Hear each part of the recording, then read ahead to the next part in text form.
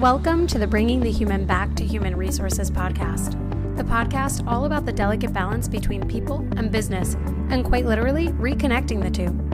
My name is Tracy Rubin, and I've spent nearly my entire professional career in HR.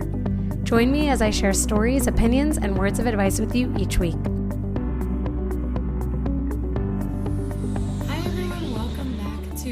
Podcast. Thanks for being here for another week. Don't forget to rate, review, and subscribe wherever you're listening to my voice. And don't forget to share this podcast with someone that you think would really enjoy it. Maybe you liked a previous episode. Maybe you'll really enjoy this one. Nevertheless, make sure you share the wealth and the knowledge. All I can say is you should see what I look like right now. I am recording this episode in a robe with a face mask on, no contacts, so I actually can't really see much because after a whole day of wearing corrective lenses, if you don't have any kind of, glasses or contacts on, doesn't matter how good your eyesight is, you're basically unable to see anything that's even right in front of you. So I'm doing this in a quite the interesting way, I'd say. Yeah, I needed to blend the wellness moment with the podcast moment. I had to kill two birds with one stone, as they say. My face needed a face mask. I needed some relaxation. And I needed to record this episode. So the only thing that I'm missing right now, honestly, is like a hot cup of tea, which will be my post-podcast game. So I look forward to it. Well, welcome back to another week. If you haven't yet followed me on Instagram, please do so. It's HR Tracy. Wow, where are we? What is this, like week 54 or something like that? I mean, I don't know. The podcast has become second nature, but at the same time, it's become something for me that is like always top of mind. Constantly refreshing my metrics, constantly thinking about new content. And I feel like this is going to be a moment where I'm going to need to expand the HR Tracy team in order to give all parts of my life equal attention. And I know I'm not the only person to have competing priorities, and that I put myself in this situation, and I always do, but it's something that I'm thinking about. So I don't know really where to start, but if anyone has, a podcast that you listen to and you know that they've built out a team, or maybe you know someone who is really into social media or coordinating or something like that, I might be in the business of expanding a little team here. Paid gigs only, because we know if anyone knows employment law, it is an HR person, and I will always make sure that we are compliant over on the HR Tracy squad. So anyway, let's get into the episode. This week, I want to talk to you a little bit about flexible working schedules and the demand from employees for scheduling practices that give them more notice than probably even what laws require today. So I think I've talked about this before in one of the episodes. I think it's called like Fair Work Week law or something like that. There are states that have mandates around scheduling and specifically providing schedules to employees, and that you have to provide a certain amount of notice and a certain amount of time in advance where someone receives their schedule. So that's covered, right? Like, go back to that episode if you want the employment law breakdown, overarching themes, and just specifically or somewhat specifically why there are laws around, a fair work week, so to speak, and which states specifically have these scheduling laws and predictable scheduling laws. But today, this week, I really want to talk about how this, demand from the candidate or from the employee, so to speak, to have more predictable working schedules will probably change the face of everything, the face of employment, the face of retail, the face of, just everything, maybe even consumerism. So let's break down what I'm thinking in my mind and what I've been thinking about these past few weeks. there's this demand, as we've covered, that employees want to have more flexible and more predictable schedules when it comes to work. So what does that mean? That means they don't really want to work weekends. They want to know when they're working way in advance. They don't want it to fluctuate too much. And they want it to be flexible. They want to have off when they want to have off, and they want to work when they want to work. That is not how the majority of jobs work today. And why do I say the majority? That is because the majority of employers are employers of retail jobs. We know this, we talked about this a lot, right? And retail covers everything from food service to hospitality, potentially, even to like car sales, anything that's really, buying and selling of goods, right? So when we think about the employee demand that currently exists, which there's always been that demand, but I think right now we know this, employees are the ones in charge and in the hot seat to be able to say, actually, employers are in the hot seat. Employees are in the driver's seat. So many seats to think about. But employees are in the driver's seat saying, hey, employer, this is what I want. And you know what? There's enough competition that I'm going to get it somewhere. So we have that understanding. We have the breakdown of that this demand is not new, but definitely something that, because of the competition now is more competitively being discussed as, like how do we supply this demand? So we have that understanding. We have the understanding that the majority of jobs out there are in like the buying and selling of goods in the retail, quote unquote, retail space. And again, retail doesn't necessarily mean like apparel. So what this then translates for me as is that the employee is saying, well, okay, I don't really want to work weekends. I don't want to work nights, flexible on holidays, right? So we're looking at a Monday to Friday, 9 to 5 schedule.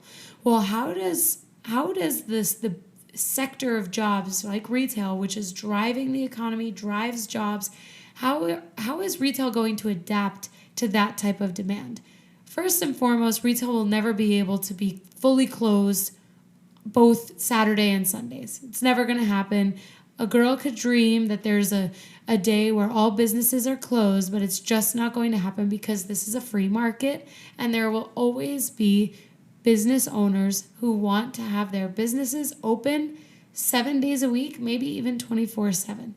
And they are, especially if they're a private company, they are entitled to doing that, and potentially even as a publicly traded company. So we have that understanding, but there is a way, I think, that retailers or business owners in general can accommodate this demand. And when I think about this, I call myself out. I'm calling myself out in something here. During 2020 and 2021, but it really mostly 2021, we had employees come back. This is my past role, of course, not my current role, but in my last role, we had employees who had more limited availability and who couldn't come back with the same availability. And because our business needed full availability, we were at a standstill. And many people were able to make it work with us.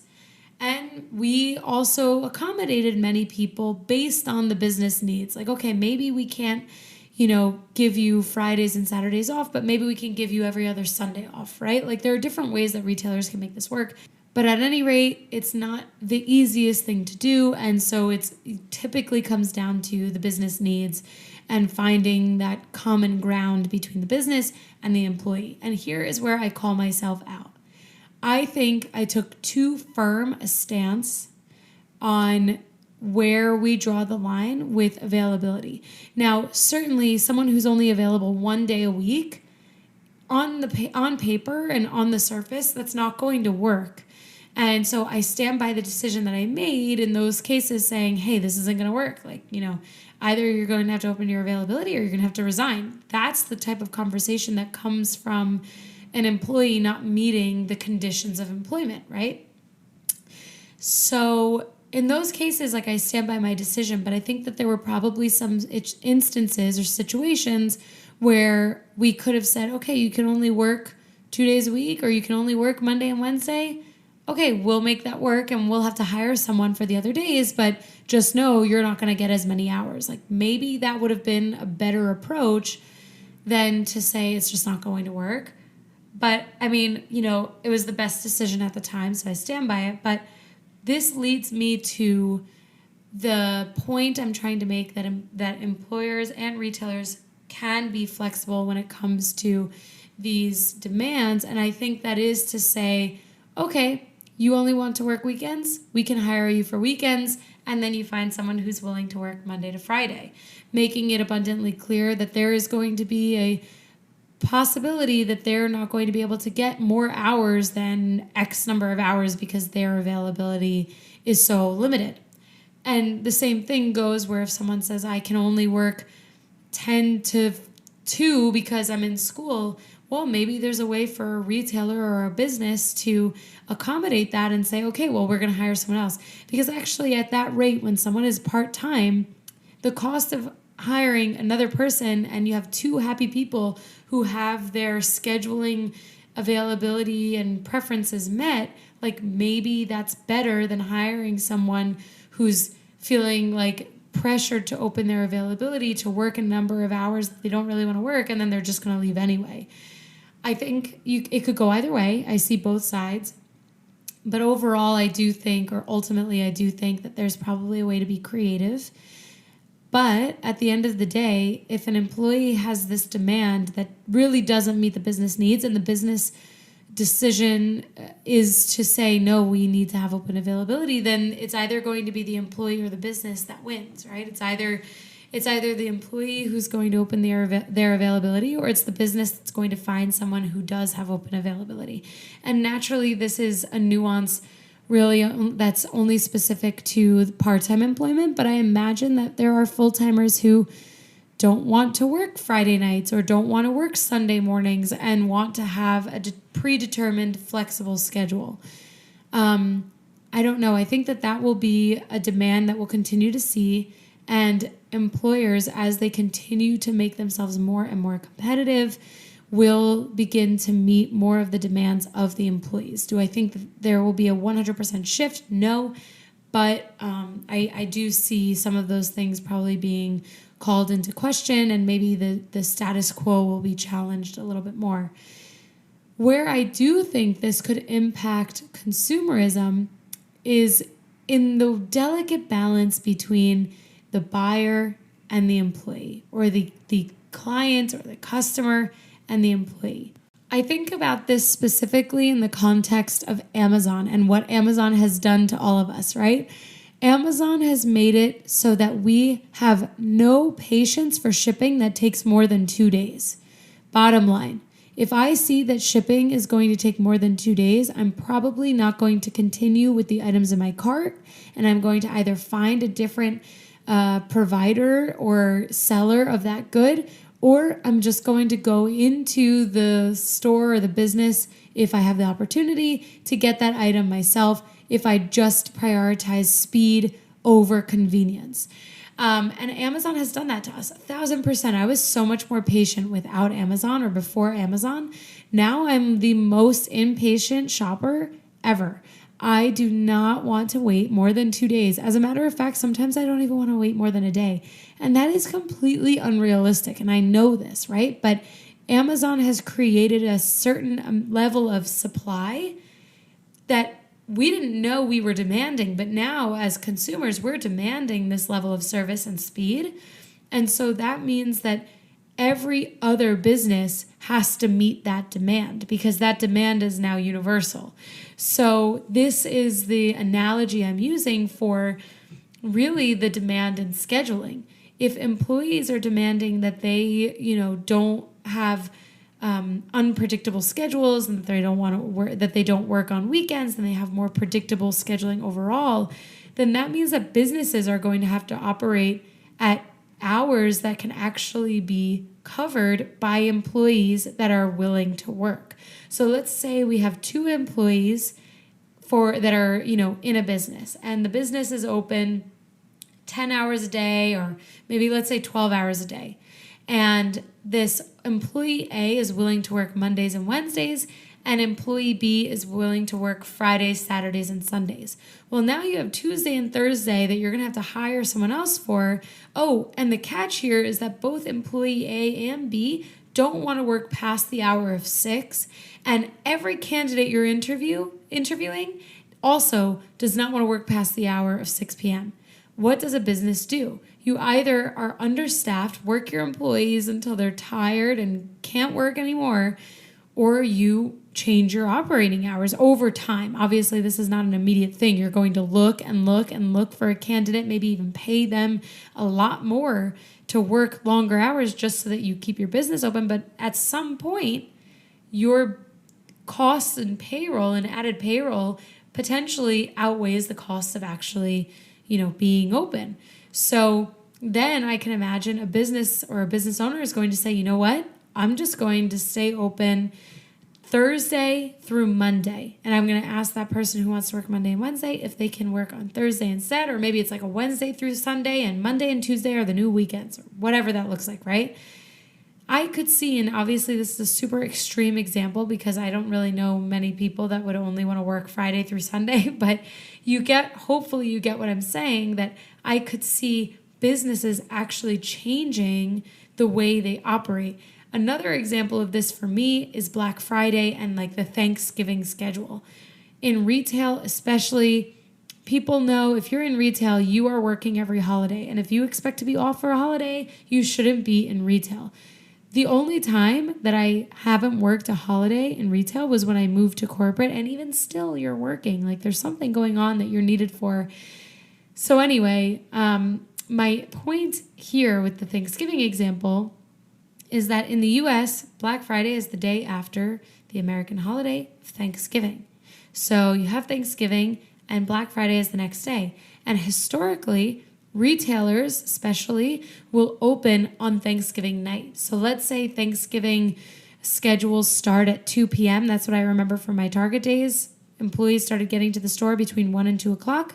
The doors would open later that night, and they would stay open overnight into Black Friday and not close until the end of the day on Black Friday. So you have more than a 24-hour period of time where that business is open. Now, naturally, not every retailer is in this situation, but especially in the bigger businesses, you have this. But in recent years, there have been companies who say, hey, we're not going to open at all on Thanksgiving because their employees are demanding that they get Thanksgiving as a paid holiday off, just off. And actually, I've heard of employees saying, I don't even need to get paid. Just give me that day off and we'll come in on Black Friday. And naturally, there are all of these like pros and cons. Like, do you lose money? Do you actually save money? Do you make more money? Like, what does that, all in general, like there are so many different perspectives. And I think at one time there were some retailers, like big businesses, that tested this theory of like opening later and later and seeing if they made the same amount, if not more, comparable at least to previous years. And I think Target did something like that too, where they opened later on Thanksgiving night or Thanksgiving Day. But this is, to me, a good example of how employee demand can drive the change in business or business owners' behavior. And I do think this Thanksgiving topic, I think that's actually low-hanging fruit. I'm surprised that there isn't more demand and expectation from employers, especially this year, to remain closed on Thanksgiving. So we'll see how that pans out. But so far, it seems like every major retailer is going to be open on Thanksgiving leading into Black Friday. But to me, that would be the most obvious win for employees. But I also know, even from my own experience, I enjoyed working going into Black Friday, and on Black Friday, there's like something very exhilarating about it. But anyway, I digress. These are all analogies to help you understand what has been going through my mind around how employee demand drives change really in business. So that's that. I'm going to tie that up neatly with a bow and say I do think that we will see demand for that, and ultimately probably see a supply, meaning like a meeting the employee demand in the middle from employers. I do think employers will end up changing their behaviors and expectations in order to remain competitive and to be, quote unquote, ahead of the curve when it comes to predictable, truly predictable scheduling. So the other thought that I had on this is the way that we use technology in the HR space for predictable scheduling. And there are so many companies that don't have built out or thoughtful scheduling functions. And there are so many tools out there. I've mentioned on this podcast before that Legion is an example of a workforce management tool where I believe they just get it right. And I've worked with them now for 2 years. I don't work with them anymore because I'm in a new company, but they're an amazing tool that really provides employers with an opportunity to give transparency and really very flexible preference-based schedules to their employees. And so there are tools, there is technology out there that gives employees what they want while also maintaining the business needs for the business.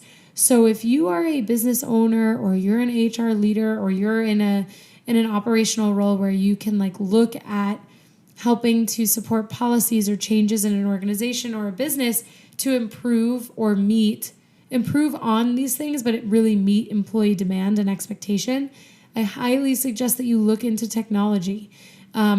The beauty of Legion, for example, and other workforce management tools is that they leverage AI and machine learning. So when you have AI, which is artificial intelligence, and machine learning, you're entering or supplying data to a computer system, basically, that will crunch the data for you and do all of the heavy lifting so that you, as the manager or the person who is leveraging the tool, can focus mostly on what your team needs and making sure that your business is covered. But it's really almost like an audit versus an actual creation. So when you think about the time savings and the compliance check and all of the things, all of the guesswork that's taken out of that process, it makes just life easier in general. And technology in the HR space allows employees, again, not only just the visibility, but it really gives them the ability to provide preferences. Like when you have a tool like a workforce management tool,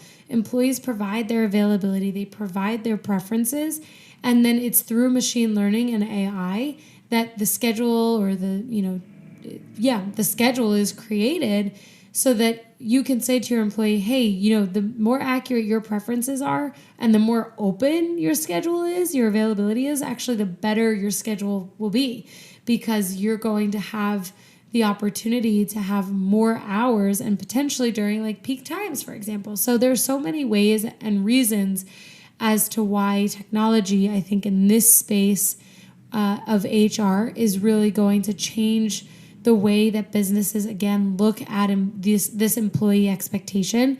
And I do think that this is going to only become a bigger topic because we have learned through COVID, thanks to COVID, that employees are human beings and they have lives and they want to have lives outside of work and they want what they want when they want it. And so I do think that this is going to continue to be a trend. We shall see how it all plays out.